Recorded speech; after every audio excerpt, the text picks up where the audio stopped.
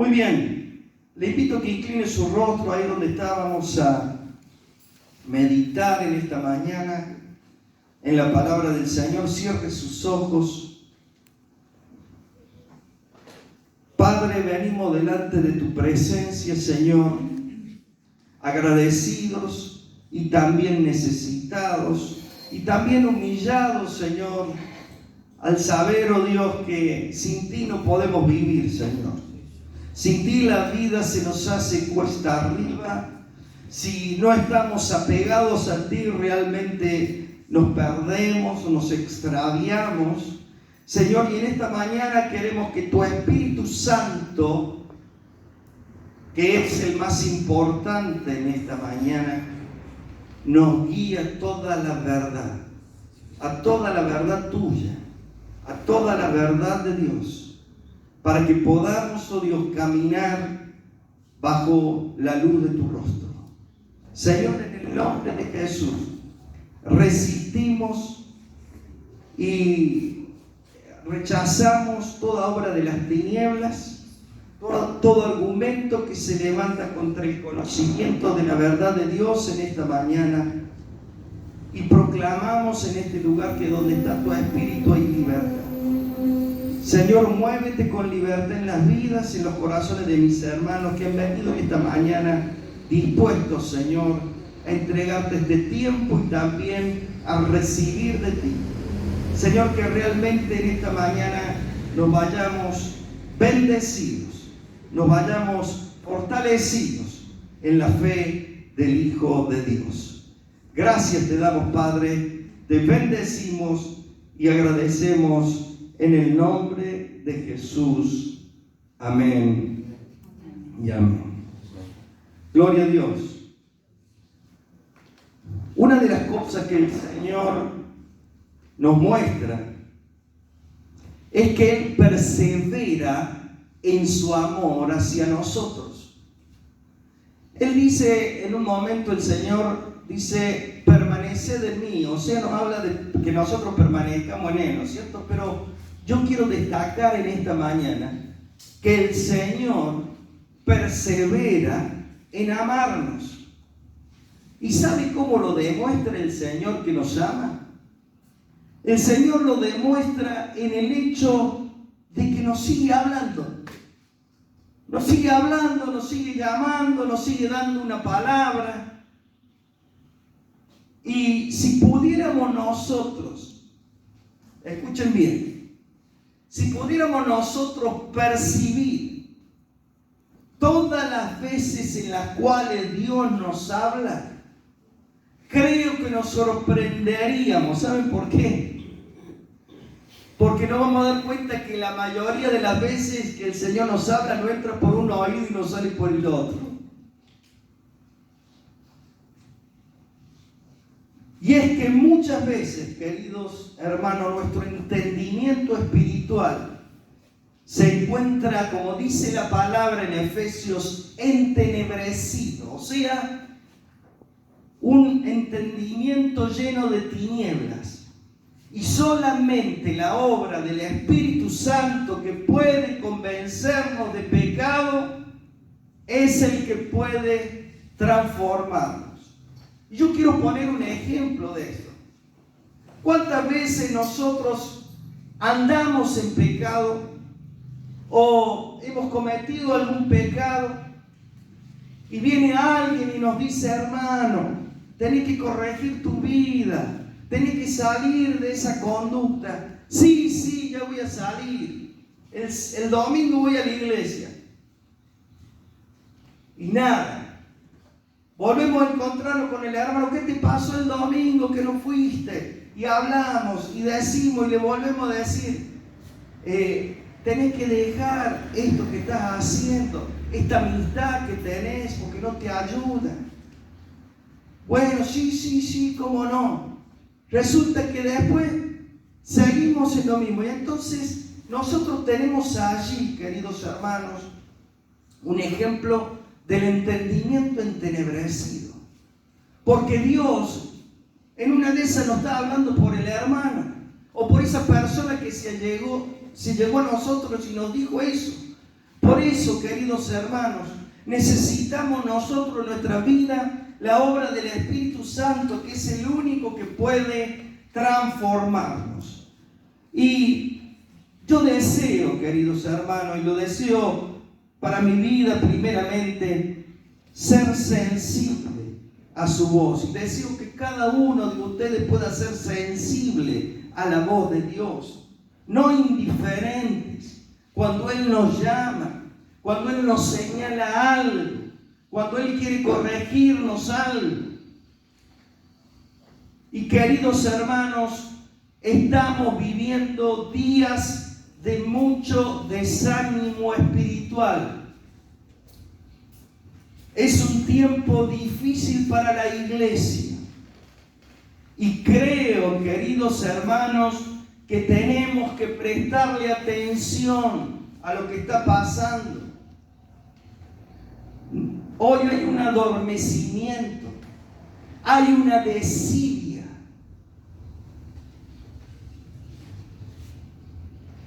A las cosas de Dios, que muchas veces nos sorprende, ¿no es cierto? Y en vez de asumir nosotros y reconocer nuestros errores y fallas, ¿sabe lo que hacemos muchas veces en estas situaciones? Le echamos la culpa a otros. Y nuestra actitud no cambia y no somos nosotros para nada humildes de esa forma de actuar. Pero, queridos hermanos, tenemos que asumir nosotros y tenemos que reconocer cada uno nuestros errores y fallas. Necesitamos cambiar nuestra actitud y eso significa, queridos, arrepentirnos una vez más, una vida de arrepentimiento. Por eso yo quería invitarles que hoy día, al ver la palabra de Dios, nos miremos dentro de nosotros. Yo me invito a mí mismo en esta mañana a verme aquí adentro, a ver lo que Dios me quiere decir y que comencemos de nuevo, amén. Que comencemos de nuevo a buscar su rostro con todo nuestro corazón. Que no busquemos sus manos para recibir solo sus bendiciones, sino a buscar su rostro. Hoy deseaba meditar acerca de un lugar que ya hemos estado cantando. Un lugar donde nosotros necesitamos estar. Un lugar al que la palabra de Dios hace referencia. Y ese lugar es el río de Dios. Y en esta mañana yo quiero hablar acerca del río de Dios. Hablar un poquito acerca del río de Dios. Y deseaba que veamos juntos qué es el río de Dios y los resultados que nos trae a nosotros estar en el río de Dios. En el aspecto simbólico, en la palabra, el río describe siempre realidades espirituales que nosotros tenemos que observar y tenemos que vivir. Y justamente en esta mañana yo quisiera que viéramos esas realidades que nos van a bendecir a nosotros por estar en el río de Dios. Amén.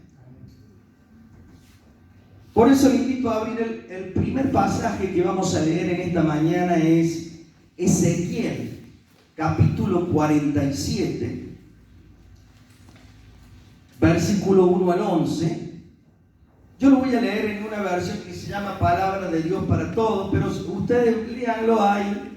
Después, si quieren, acuérdense la versión Palabra de Dios para Todos, porque está un poquito más claro. Pero quiero que leamos acerca de esta experiencia que tiene el profeta Ezequiel estando en el templo de Jerusalén. Y dice así la palabra, Ezequiel 47:1 en adelante: luego me condujo de nuevo hasta la entrada del templo. Noté que fluía agua debajo del umbral del templo hacia el oriente. El frente del templo da hacia el oriente y el agua salía de debajo de la fachada sur del templo y fluía por el sur del altar. Me condujo por la puerta norte y me llevó afuera de la puerta exterior del lado oriental. Noté que salía agua de debajo de la fachada sur. El hombre, o sea, el varón, el ángel que le estaba mostrando esto, se dirigió hacia el oriente con una cinta de medir en la mano. Midió 500 metros con el agua hasta los tobillos. Midió otros 500 metros por el agua, solo que ahora el agua me llegaba hasta las rodillas. Midió otros 500 metros todavía en el agua, que ahora me llegaba hasta la cintura. Y siguió midiendo otros 500 metros, pero la corriente formaba un río que yo ya no podía cruzar. El río había crecido tanto que se podía nadar en él, y era tan profundo que no se podía cruzar. Él me dijo: hijo de hombre, ¿te has fijado en la profundidad que ha alcanzado aquel arroyito de agua, verdad? Y enseguida me llevó hasta la orilla del río, donde noté que había muchos árboles a ambos lados del río. Entonces me dijo: estas aguas fluyen hacia la región oriental, descienden al Arabá y llegan hasta el Mar Muerto, donde se vuelven aguas dulces. Y escuchen este versículo 9. Por donde vaya este río, todos los seres que viven de él vivirán. Habrá abundancia de peces en él, porque su agua dulce da vida a todo. Y quiero leerlo en la otra versión porque también me gusta este versículo 9. Dice: y toda alma viviente que nadare por donde quiera que entrar en estos dos ríos vivirá. Y habrá muchísimos peces por haber entrado allá estas aguas, y recibirán sanidad, y vivirá todo el que entrare en este río. Amén. Vivirá todo el que entrare en este río. Y queridos hermanos, nosotros en este pasaje de Ezequiel vemos que el Señor le muestra este río que sale de debajo del templo. Y una de las figuras que tiene el río en la palabra de Dios es que trae vida, que trae salud, que el agua del río purifica. Y justamente el título, fíjense, del pasaje dice: las aguas salutíferas. Y yo, queridos hermanos, quiero que en esta mañana meditemos en el río de Dios. Yo quisiera que veamos que el río de Dios es la provisión del Señor para nuestra salvación y para nuestra restauración. El río de Dios es el lugar preparado para que nosotros recibamos todo el bien de su presencia. La realidad espiritual es que necesitamos sumergirnos en el río de Dios. Amén. Y cuando nosotros nos sumergimos en el río de Dios, somos renovados, somos restaurados, somos salvados, somos sanados. Y cuando hablo de sanidad no me refiero solamente a la sanidad física, sino a la sanidad emocional, la sanidad espiritual. El pecado, queridos hermanos, se ha encargado de arruinarnos y de alejarnos del Señor. Pero hoy, por su Espíritu Santo, el Señor nos llama a que nos sumerjamos en su río. Amén. Por eso cantamos la canción del río de Dios. Porque yo quería meditar en esta mañana y decirle, queridos hermanos, sumerjámonos todos en el río de Dios, por favor. Vayamos al río de Dios para que nuestro ser sea sanado, para que nuestras familias sean sanadas. Y yo quería que viéramos en esta mañana cuatro resultados de sumergirnos en el río de Dios. El primer resultado, podemos leerlo en Deuteronomio 7, 12, 13. Después le digo el título de ese resultado, pero vamos a leer el pasaje de Deuteronomio 7, 12, 13. Dice: y por haber oído estos decretos y haberlos guardado y puesto por obra, Jehová tu Dios guardará contigo el pacto y la misericordia que juró a tus padres, y te amará, y te bendecirá, y te multiplicará, y bendecirá el fruto de tu vientre y el fruto de tu tierra, tu grano, tu mosto y tu aceite, la cría de tus vacas y los rebaños de tus ovejas, en la tierra que juró a tus padres que te daría. Queridos hermanos, el primer resultado de sumergirnos en el río de Dios es que entendemos que nos hace falta ser más obedientes y caminar conforme a la voluntad de Dios. Dios nos está llamando a sumergirnos en su río, porque una vez sumergidos en su río vamos a entender que tenemos que ser más obedientes. Y como siempre digo, uno de los mayores problemas que nosotros tenemos es la de obedecer.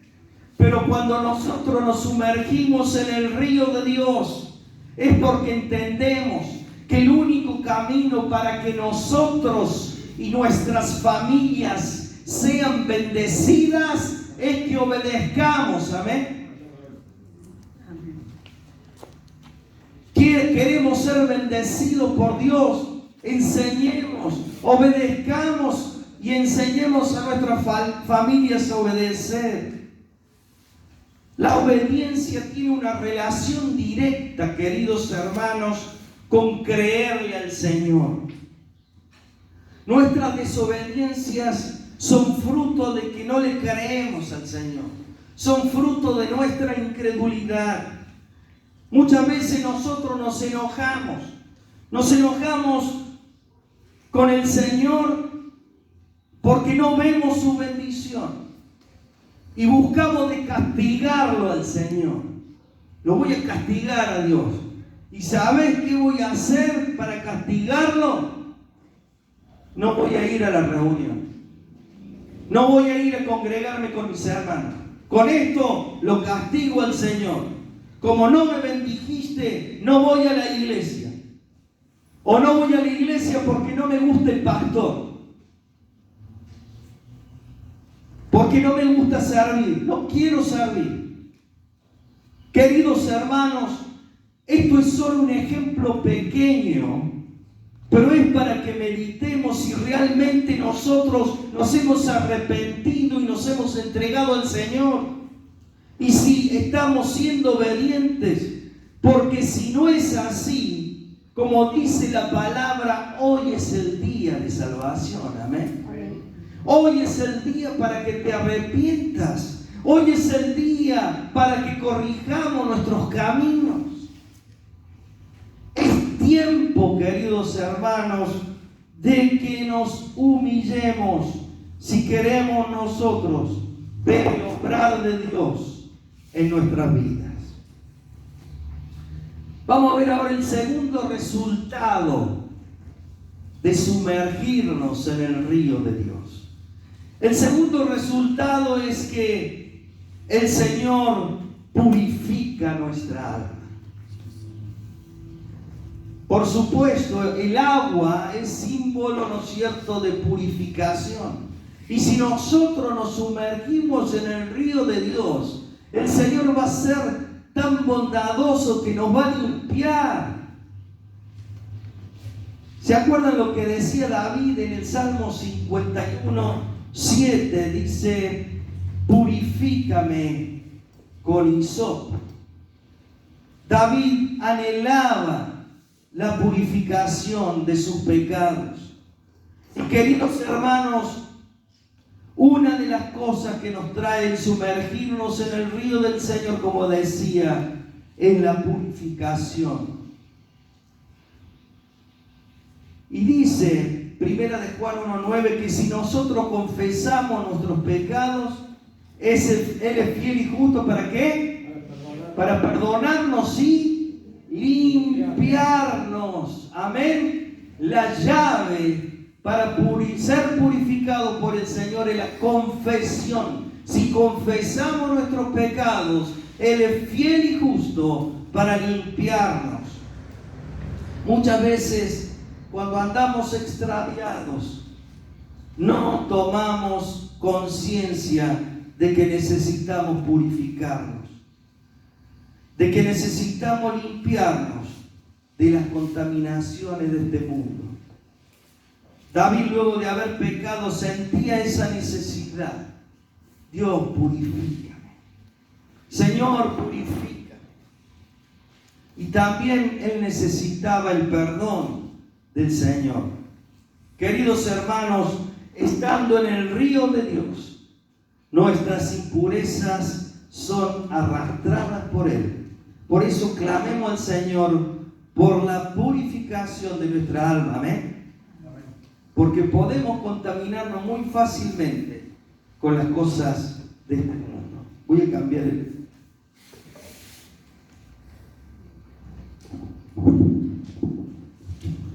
el tercer resultado de sumergirnos en el río de Dios es que tenemos confianza de que lo que el Señor permitirá que nos ocurra en nuestra vida será para nuestro bien. Amén.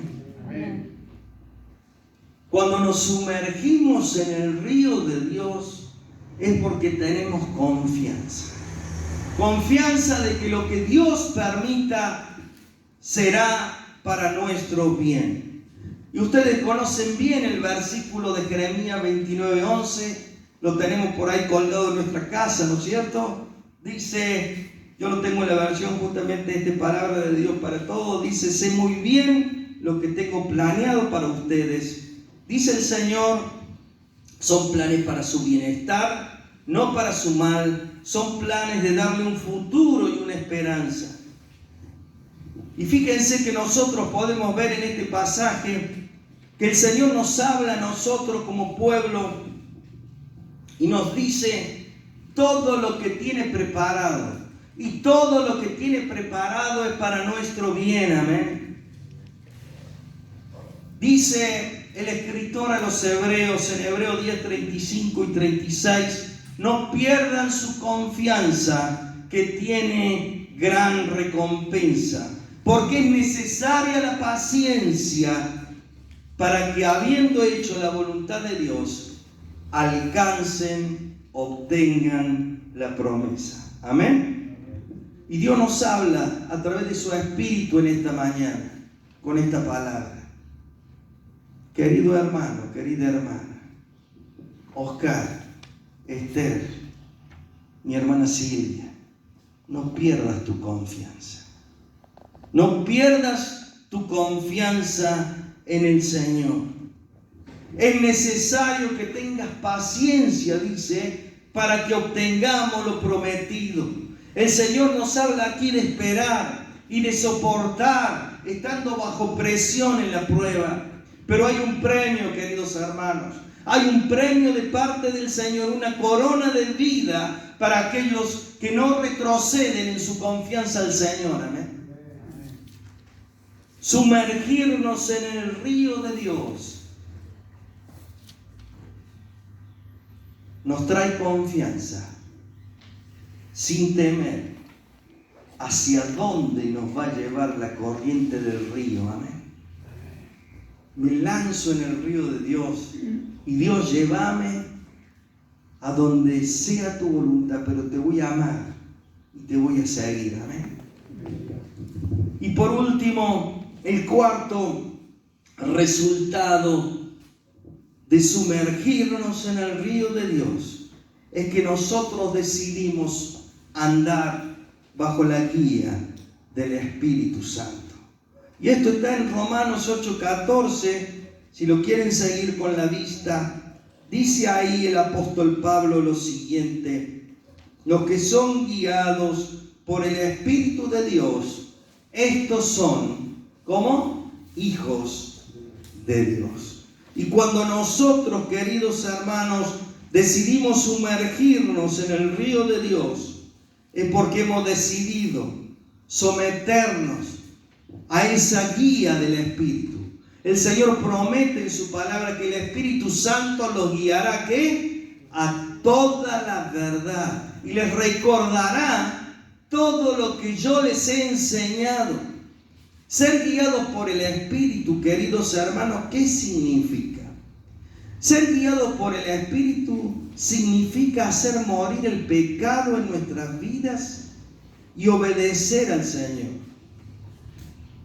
Ser guiados por el Espíritu significa